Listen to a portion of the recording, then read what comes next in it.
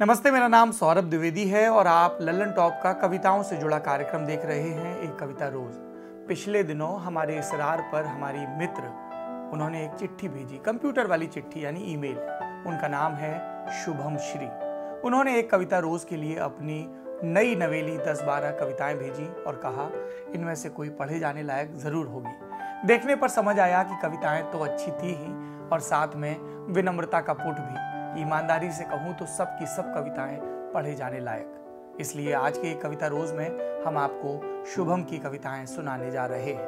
पहली कविता का शीर्षक है बिना प्यार का प्यार। जिन गर्मियों में वे दोस्त बने देश उबल रहा था। वे देश से प्रेम करते थे इसलिए देश से निकलना चाहते थे। वे भारत के लिए कुछ नहीं कर पा रहे थे इसलिए अमेरिका के लिए कुछ बड़ा करना चाहते थे। वे बहुत कुछ करना चाहते थे और कुछ कर नहीं पा रहे थे। जहां थे उससे परेशान और जहां जाना चाहते थे उससे अनजान। प्यार में नहीं थे और प्यार में होना चाहते थे। प्यार कर नहीं पाते थे लेकिन प्यार पाना चाहते थे।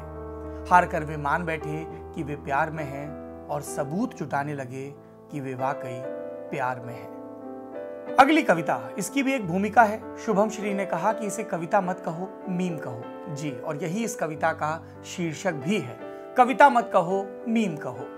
कवि: प्रिय तुम आई जीवन में, जीवन की बगिया खिल उठी। तुमने पायल छनकाई, तुमने चूड़ी खनकाई, तुम्हारा आंचल लहराया, तुम्हारा सिंदूर जगमगाया।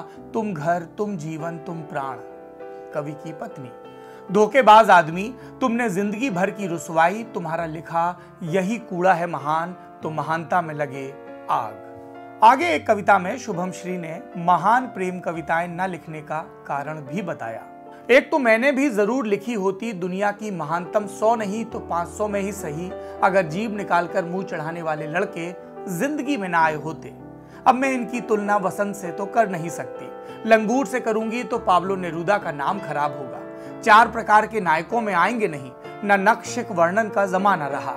सोचेंगे फुर्सत से क्या किया जाए, अभी बालों में च्युइंगम चिपकाकर मजा चखा दो। आखिरी कविता एक छोटी कविता है शुभम श्री की, जिसका शीर्षक है पहचान।